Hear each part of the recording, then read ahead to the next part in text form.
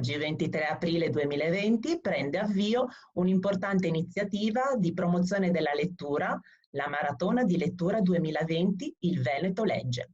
E qui con noi c'è chi l'ha voluta sin dall'inizio, l'assessore alla cultura della Regione del Veneto, Cristiano Corazzari. So che per lei, assessore, è un'iniziativa molto cara a cui tiene, che appunto è nata con lei.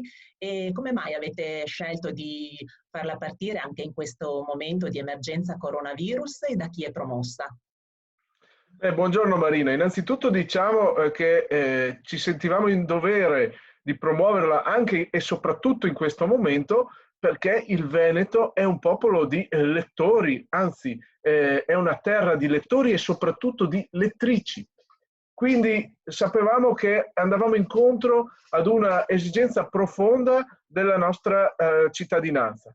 A questo aggiungiamo che la manifestazione negli scorsi anni ha conosciuto un successo importante con il coinvolgimento di migliaia di soggetti, dalle scuole alle librerie, le biblioteche, le sale civiche, le associazioni culturali, il mondo degli editori e quindi tutto ciò che ruota intorno a questo oggetto meraviglioso e sempre un po' misterioso ed evocativo che è il libro.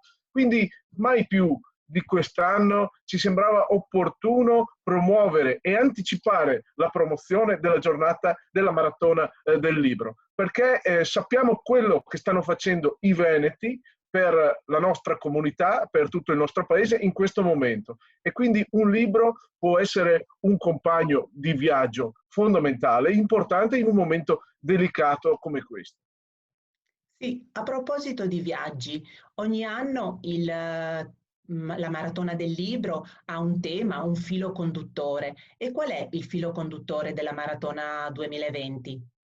Beh, in queste giornate in cui siamo tutti chiusi nelle nostre case, abbiamo voluto scegliere un tema, secondo me, azzeccato, puntuale, ovvero il viaggio. Ed abbiamo scelto in particolare le opere di un autore che è Goffredo Parise, che oltre ad essere stato grande scrittore, è stato anche un grande viaggiatore.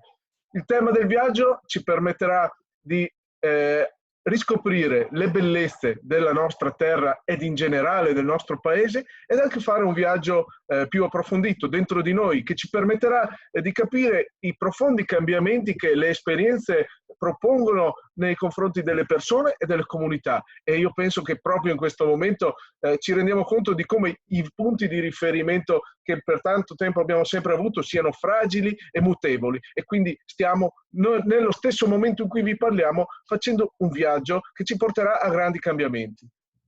Sì, e come tutte le maratone, anche la nostra maratona che ci porterà durante questi mesi fino appunto alla data del 25 settembre 2020 ha un suo riscaldamento. In che cosa consiste questo riscaldamento che parte proprio oggi? Come mai proprio oggi è una giornata speciale per i lettori, per le lettrici?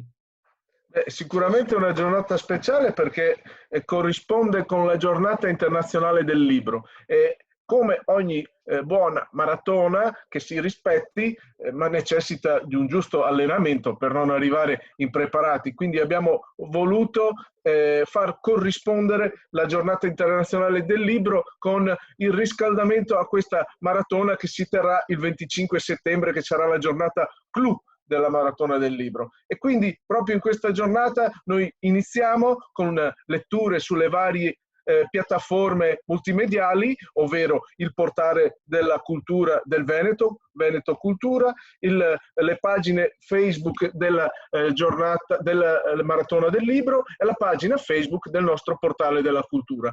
Questo permetterà di dare avvio a quelle che sarà la premessa di un grande evento che anche quest'anno, siamo certi, coinvolgerà tantissime realtà in tutta la nostra regione. Devo ringraziare in particolare coloro che partecipano con la Regione del Veneto, con il mio assessorato, all'organizzazione e alla promozione di questa maratona, che sono in particolare l'AIB, l'ufficio scolastico regionale, l'associazione dei librai della Confesercenti, il sindacato italiano librai e cartolibrai, il Confcommercio. Ecco, tutto questo grande movimento che ruota attorno al libro, che poi comprende anche gli editori, comprende tutto quel mondo di volontariato legato alla cultura e alla lettura, che si mobilita in questa bella giornata in cui riscopriamo un oggetto che è intramontabile e che non verrà mai soppiantato neanche dalla tecnologia.